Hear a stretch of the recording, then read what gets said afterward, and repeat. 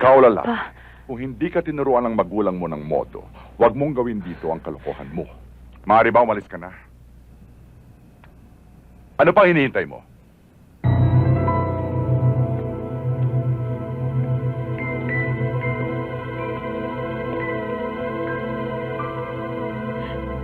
Kumusta na kayo ni tatay? Ganun pa rin sa dati. Pag ako ang kausap, lagi nakasinghal.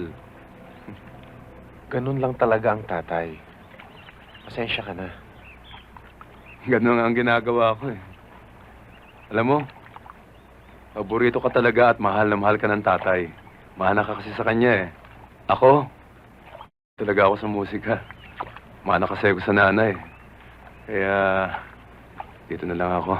Kuya, salamat sa pagsisilbing ginawa mo sa amin dalawa ni tatay.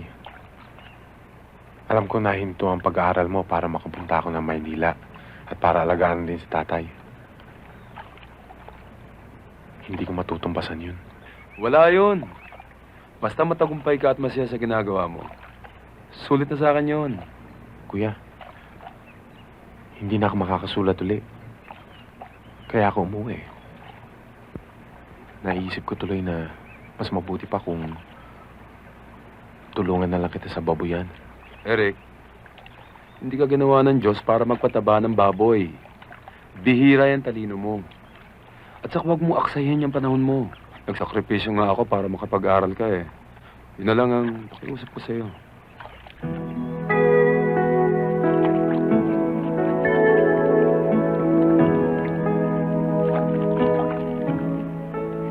Mukha yatang biglang-bigla ang pagbabakasyon mo rito, ha?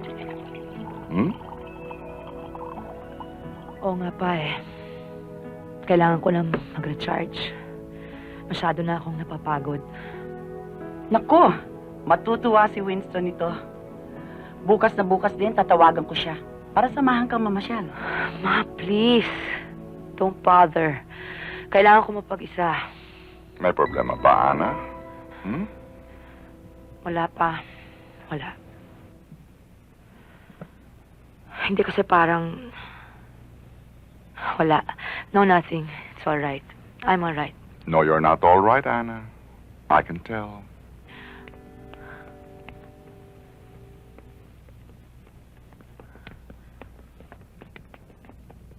Magandang gabi, ho. Ikaw, Lala, Pa, kung hindi ka tinuruan ng magulang mo ng modo, huwag mong gawin dito ang kalokohan mo. Maaari ba umalis ka na? Ano pa hinihintay mo?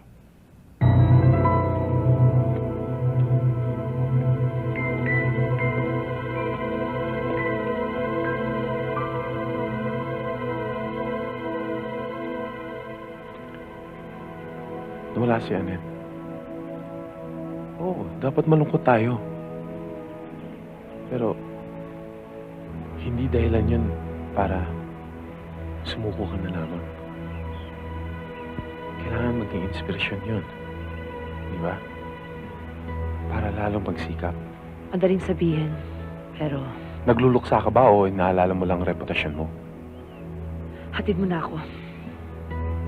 Yun lang ba talagang dahilan sa pagbabakasyon mo? Bakit? Ano ba sa akala mo? Sinundan mo ko. Masyado naman ang bilib mo sa sarili mo. Parang ikaw, di ba? Kung insultuhin mo lang ako, hatid mo na ako. Sayang na ang pagsama ko sa'yo. Yabang mo. Hindi ka lang sanay na makaharap ang katulad mo. Iuwi mo na ako, pwede? Pinarurusahan mo ang sarili mo. Sinungaling ka sa pagkatao mo. Ayaw mo tumanggap ng totoo. Oo, sinungaling ako. Ayoko ng totoo. Ayoko ng pagtatalo. Ayoko tanggapin ang nararamdaman ko. Ayoko umamin na umiibig ako sa... Sa isang hamak na musikero. Dahil hindi ako ang lalaking pangarap mo. Hindi malawak ang pinag-aralan ko. Hindi ako organisado, hindi sistematiko. Ayaw sa akin ng mga magulang mo at hindi mayaman ang pamilya ko. Oo, nasa yung lahat ng kabaliktaran ng gusto ko sa lalaki. Pero mahal kita.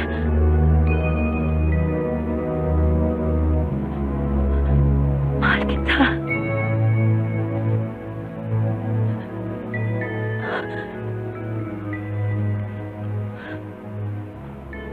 Unang kita ko pa lang sa'yo. Mahal na kita. Bumubuo ako ng isang awit galing sa puso't kaluluwa ko para sa'yo. natatakot.